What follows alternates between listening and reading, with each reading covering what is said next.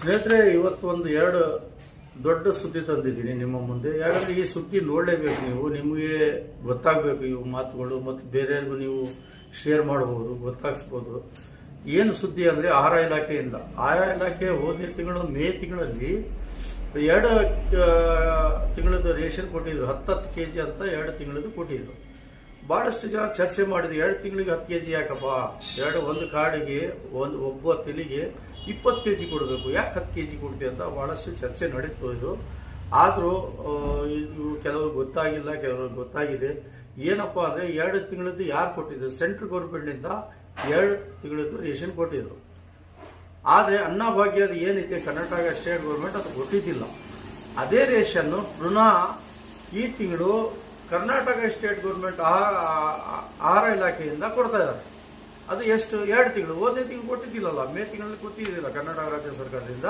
ಅದಕ್ಕೆ ಈ ತಿಂಗಳು ಅನ್ನಭಾಗ್ಯದು 2 ಮಂತಿಂದು 2 ತಿಂಗಳಿದ್ದು 10 kg ರೇಷನ್ ಕೊಡ್ತಾ ಇದ್ದಾರೆ. ಒಬ್ಬ ತೆಲಿಗೆ 10 kg BPL ಕಾರ್ಡ್ ಇದ್ದವರಿಗೆ. ಆಮೇಲೆ ಇನ್ನೊಂದು ಸುದ್ದಿ ಏನಪ್ಪ ಅಂದರೆ, ಅಂತ್ಯೋದಯ ಕಾರ್ಡಿಗೆ ಹೋದನೇ ತಿಂಗಳು ಕೊಟ್ಟಿದ್ರು, 2 ತಿಂಗಳದ ರೇಷನ್ ಕೊಟ್ಟಿದ್ರು. ಈ ತಿಂಗಳು ಅವ್ರಿಗೆ ಕೊಡಲ್ಲ. ಯಾರಿಗೆ ಕೊಡಲ್ಲ ಅದು ಇತ್ತು ನೋಡಿ.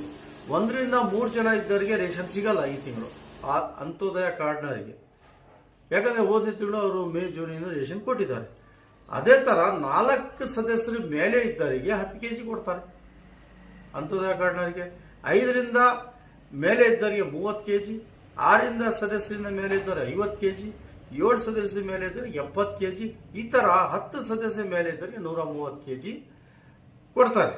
ಇದು ಅಂತ್ಯೋದಯ ಕಾರ್ಡ್ಗೆ. BPL ಕಾರ್ಡಿಗೆ ತೆಲಿಗೆ 10 kg 2 ತಿಂಗಳಿಂದ ರಾಜ್ಯ ಸರ್ಕಾರದಿಂದ, ಒಬ್ಬರಿಂದ ರಾಜ್ಯ ಸರ್ಕಾರದಿಂದ 5, ಆಮೇಲೆ ಕೇಂದ್ರ ಸರ್ಕಾರದಿಂದ 5 ಬರ್ತಾ ಇತ್ತು.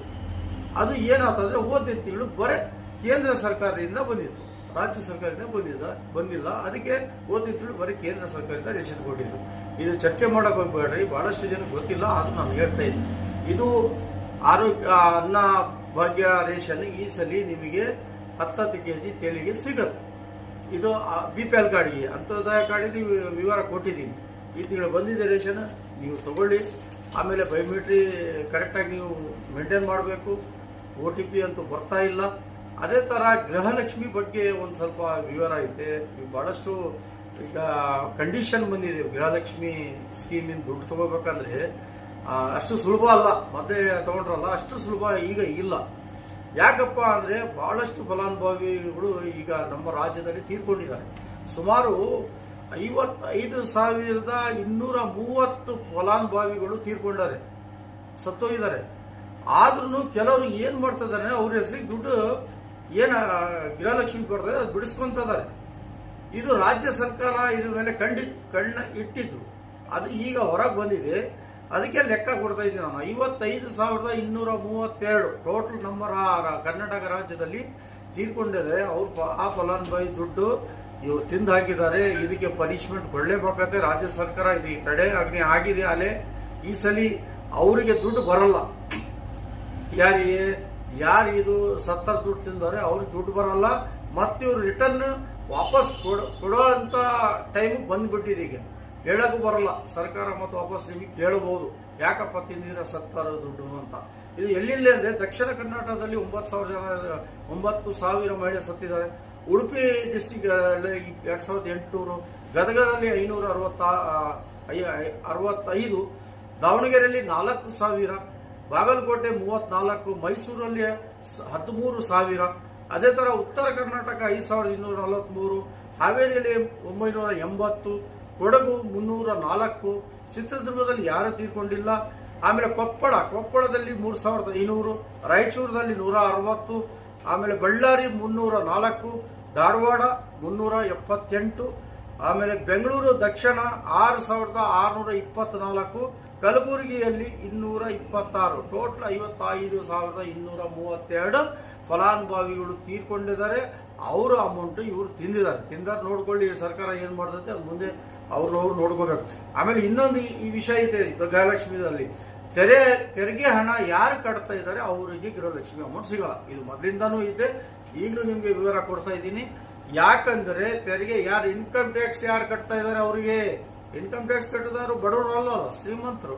ಅವ್ರಿಗೆ ಯಾಕೆ ಕೊಡಬೇಕು ಗೃಹಲಕ್ಷ್ಮಿ ದುಡ್ಡು? ಸರ್ಕಾರ ಇದು ಆದೇಶ ಕೊಟ್ಟಿದೆ. ಟೋಟಲ್ ಇದು 56,860 ಗೃಹಲಕ್ಷ್ಮಿ ಬೆನಿಫಿಷಿಯರಿಗೆ ಅಮೌಂಟ್ ಸಿಗಲ್ಲ. ಇದು ಯಾರಿಗೆ ಇನ್ಕಮ್ ಟ್ಯಾಕ್ಸ್ ಕಟ್ತಾ ಇದಾರೆ, ಅವರು ಮಗ ಕಟ್ತಾ ಇದಾನೋ ಗಂಡ ಕಟ್ತಾ ಇದಾನೋ, ಬಟ್ ಅವ್ರ ಫ್ಯಾಮಿಲಿಯಲ್ಲಿ ಯಾರು ಇನ್ಕಮ್ ಟ್ಯಾಕ್ಸ್ ಕಟ್ತಾ ಇದಾರೆ ಅವರಿಗೆ ಗೃಹಲಕ್ಷ್ಮಿ ಅಮೌಂಟ್ ಬರಲ್ಲ.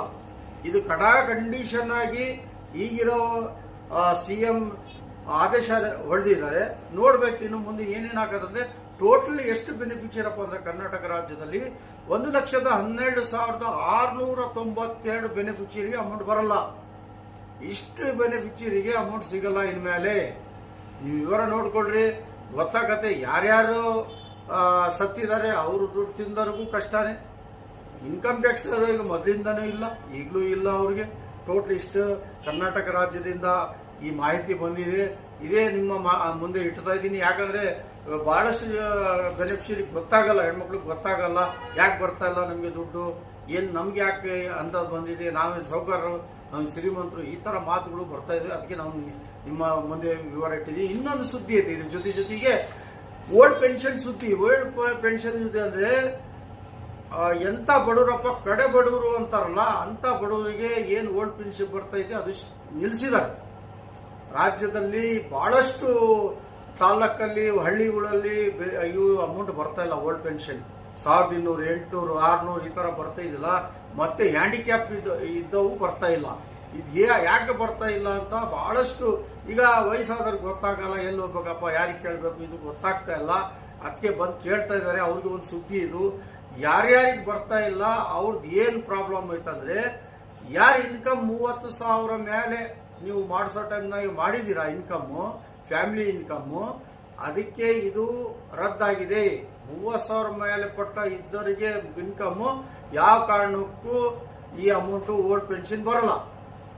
ಇದು ನಿಮಗೆ ಮಾಹಿತಿ ಆಯ್ತು ಇಲ್ಲೋ ಗೊತ್ತಿಲ್ಲ. ಯಾರು ಮಾಡಿಸ್ತಾರೆ ಅವ್ರಿಗೂ ಗೊತ್ತಾಗಬೇಕು ಇನ್ಕಮ್ ಎಷ್ಟಾಗಬೇಕು ಅಂತ. ಮೊದಲೆಲ್ಲ 8,000, 12,000 ಆಗ್ತಿದ್ರು ಫ್ಯಾಮಿಲಿ ಇನ್ಕಮ್. ಈಗ ಜಾಸ್ತಿ ತೋರ್ಸಕ್ಕೆ ಹೊಂಟಿದ್ದಾರೆ. ಜಾಸ್ತಿ ತೋರಿಸಿದ್ರೆ ಏನು ಬಹುಮಾನ ಕೊಡಲ್ಲ. ಇಲ್ಲಿ ಜಾಸ್ತಿ ತೋರಿಸಿದ್ರೆ ಏನಾದ್ರು ಒಂದು ಕಷ್ಟ ಬರುತ್ತೆ.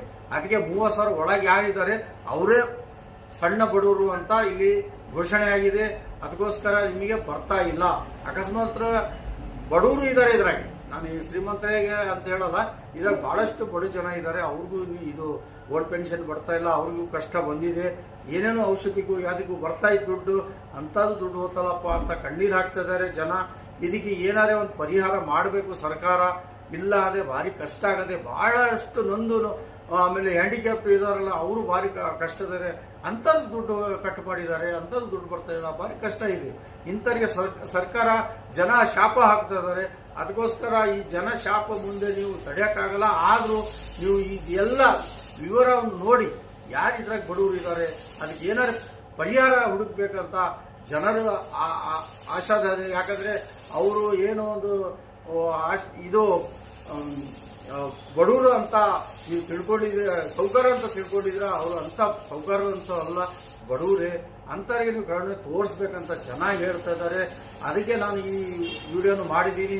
ಜನರೇ, ನಿಮಗೆ ಇಷ್ಟ ಆದರೆ ವಿಡಿಯೋ ಶೇರ್ ಮಾಡಿರಿ. ಬಹಳಷ್ಟು ಜನ ಗೊತ್ತಾದಂಗೆ ನೀವು ಶೇರ್ ಮಾಡಿರಿ. ಯಾಕಂದರೆ ಇದು ಪೆನ್ಷನ್ ಯೋಜನೆ ಏನೈತೆ ಇದು ಬಹಳ ಜನಕ್ಕೂ ಕಷ್ಟ ಆಗಿಬಿಟ್ಟಿದೆ. ಬಹಳಷ್ಟು ಜನ ಓಡಾಡ್ತಾರೆ, ಪ್ರತಿಯೊಂದು ಬರ್ತಾ ಇದೆ. ಯಾಕೆ ನನಗೆ 3 ತಿಂಗಳಿಂದ ಬರ್ತಾ ಇಲ್ಲ, 4 ತಿಂಗಳ ಈ ಥರ ಬರ್ತಾ ಇದೆ. ಇದಕ್ಕೆ ಸಂಬಂಧಪಟ್ಟ ಅಧಿಕಾರಿಗಳು ಆ ಗ್ರಾಮಕ್ಕೆ, ಆ ಪಂಚಾಯತಿಗೆ ತಿಳಿಸ್ಬೇಕು, ರಿಪೋರ್ಟ್ ಕೊಡಬೇಕು. ಇಷ್ಟು ಜನಕ್ಕೆ ಬರ್ತಾ ಇಲ್ಲ, ಏನಾಗಿದೆ ಅಂತ ನೀವು ರಿಪೋರ್ಟ್ ಕೊಡಬೇಕು. ಸಂಬಂಧಪಟ್ಟ ಅಧಿಕಾರಿ ಸುಮ್ಮನೆ ಕೂತ್ಕೊಂಡ್ಬಿಟ್ರೆ ಆಗಲ್ಲ. ಜನಕ್ಕೆ ಕಷ್ಟ ನಾವು ಯಾರು ನೋಡಬೇಕು? ನೀವು ಅಧಿಕಾರಿ ಆದರೂ ಏನು ಮಾಡ್ತಿದ್ದೀರಾ? ಇದು ಜನದ ಪ್ರಶ್ನೆ. ನೀವು ಜನಕ್ಕೆ ಇದು ಏನಂತ ನೀವು ಕಂಡೀಷನ್ ಆಗಿ ಹೇಳಬೇಕು. ಈ ತರ ಐತಪ್ಪ ನಿಮ್ದು ಪ್ರಾಬ್ಲಮ್ಮು, ಅದಕ್ಕೆ ಬರ್ತಾ ಇಲ್ಲ. ಕೆಲವರು ಏಜ್ ಕಮ್ಮಿ ಇದ್ದವ್ರು ಮಾಡಿದ್ದಾರೆ. ಇದು ಮೊದಲಿಂದ ನೀವು ಮಾಡ್ತಾ ಇದ್ದೀನಿ ನಾನು. ಯಾರು 60 ವರ್ಷ ಒಳಗಿದ್ದಾರೆ ಅವರಿಗೆ ಈ ಓಲ್ಡ್ ಪೆನ್ಷನ್ ಬರಲ್ಲ ಅಂತ ಹೇಳಿದ್ದೀನಿ. ಅಂಥವ್ರು ಬಹಳಷ್ಟು ಜನ ಅವ್ರಿಗೂ ಬರ್ತಾ ಇಲ್ಲ. ಅವ್ರಿಗೆ ಬರೋದು ಬೇಡ ಬಿಡ್ರಿ, ಇದು ಬಡವರು ಇದ್ದಾರಲ್ಲಿ ಸ್ವಾಮಿ. ಅಂಥವ್ರಿಗೆ ಏನು ಮಾಡ್ಬೇಕು? ನೀವು ಏನಾರು ಪರಿಹಾರ ಹುಡುಕ್ರಿ. ಈ ಜನಕ್ಕೆ ಸುಮ್ಮನೆ ದಿನ ಕಷ್ಟ ಕಣ್ರಿ, ಬಹಳಷ್ಟು ಕಷ್ಟ ಜನ ಇದ್ದಾರೆ. ನೀವು ಅಧಿಕಾರಿ ಆದರೆ ಸುಮ್ಮನೆ ಇರೋದು. ನಮ್ಗಂತೂ ನಾವಂತೂ ಬೊಂಬೆ ಹೊಡಿತಾ ಇರ್ತೀವಿ. ನಿಮಗೆ ಅದು ಕಿವಿಗೆ ಬರುತ್ತೆ ಇಲ್ಲ ಗೊತ್ತಿಲ್ಲ. ಆದರೆ ಬಡ ಜನ ಶಾಪ ನಿಮಗೂ ಬರುತ್ತೆ. ಅದಕ್ಕೆ ಅಧಿಕಾರಿಗಳು ಏನಿದೆ ಸಂಬಂಧಪಟ್ಟ ಅಧಿಕಾರಿಗಳು ಅವ್ರು ಏನಾದ್ರು ಪರಿಹಾರ ಹುಡುಕಿ ಆ ಗ್ರಾಮಕ್ಕೆ ಆ ಪಂಚಾಯತಿಗೆ ನೀವು ಲೀಸ್ಟ್ ಕಳಿಸ್ರಿ ಏನ್ ಮಾಡ್ಬೇಕಂತ. ಇಲ್ಲ ಅಂದ್ರೆ ಬರಲ್ಲ ಅಂತ ಕಟಾಕಂಡೀಷನ್ ಹೇಳಿ. ಈ ವಿಡಿಯೋ ಇಷ್ಟಂತೂ ಮಾಡಿದೀನಪ್ಪ, ನಿಮ್ಗೆ ಇಷ್ಟ ಆದರೆ ಮುಂದೆ ಶೇರ್ ಮಾಡ್ರಿ ಅಂತ ನಾನು ಹೇಳ್ತೀನಿ. ಲೈಕ್ ಮಾಡ್ರಿ, ಪ್ರತಿಯೊಬ್ಬರಿಗೆ ಗೊತ್ತಾಗಬೇಕು, ಶೇರ್ ಮಾಡಿ, ನನ್ನ ವಿಡಿಯೋ ಚಾನಲ್ ಸಬ್ಸ್ಕ್ರೈಬ್ ಮಾಡಿ ಅಂತ